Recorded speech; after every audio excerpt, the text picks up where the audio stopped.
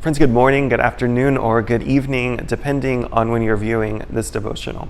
My name is Ethan Gregory, and I'm one of the pastors here at First Church. Today, I'm in our chapel. This is home base for kids camp. Over the next few days, our children, youth, and a number of wonderful volunteers are gathering together for Renew, a creation care kids camp. We're immersing ourselves in one of the parables that Jesus tells to the many crowds who gather around him. It's a story about seeds.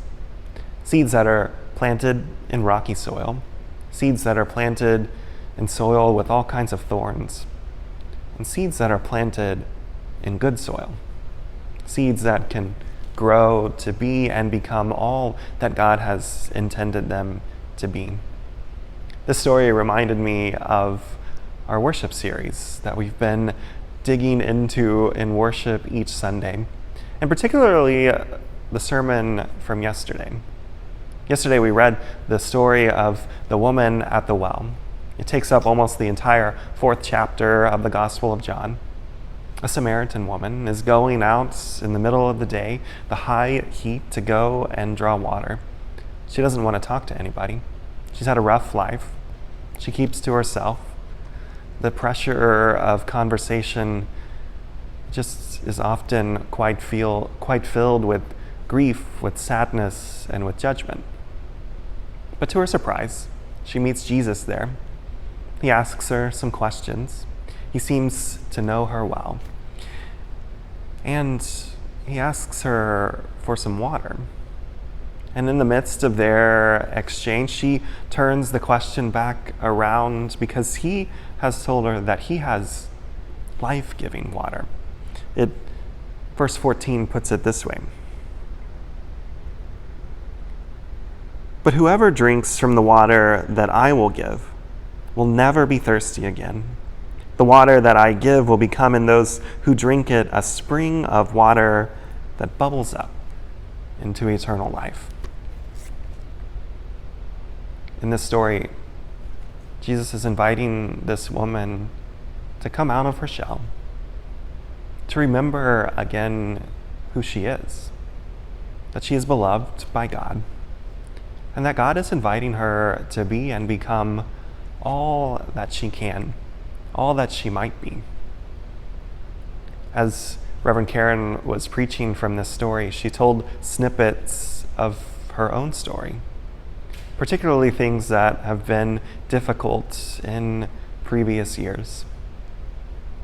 Just how last year in 2021, the Atlanta shootings, where a number of Asian American persons were targeted by a gunman.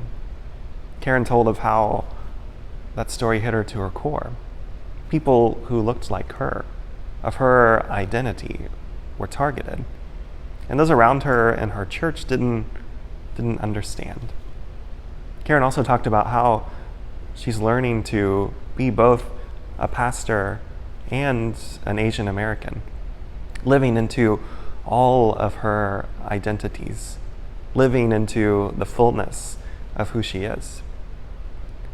Friends, this is what we were working on over the last 5.5 months, moving from that place of minimization, where all of our identities are kind of whitewashed, into a place of acceptance, where all of us can be and become who we are in community with one another.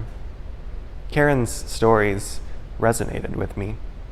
I remember being on staff at Arbor Lawn United Methodist in Fort Worth, Texas in 2016, when a shooting occurred at the Pulse nightclub in Orlando, Florida. Pulse is a queer nightclub. And as a gay person, I remember feeling similar emotions to what Karyn described. I also know what it's like to put part of myself into buckets, to close them off, to simply be a pastor, not a queer pastor. I suspect that many of us have stories like this, pieces of our identities that we put into closets or that we siphon off, that we close off from the world around us. But whether we're talking about seeds that are put in to fertile ground, or whether we're at a well with Jesus, the overwhelming arc, the overwhelming story of our God is that God delights when we are who we are. And so as we look to the season ahead, let us consider what it might be to be our full selves, but to also create a community here at First Church in which children, youth, young adults, and adults can all be who we are, that we can live in beloved community, just as God made us to be. And so let us go forth this week to do that work, to be who we are, and to create that kind of community. I'll see you in worship this Sunday. I, after a few weeks off, get to preach again, so I look forward to joining with you. Go in peace.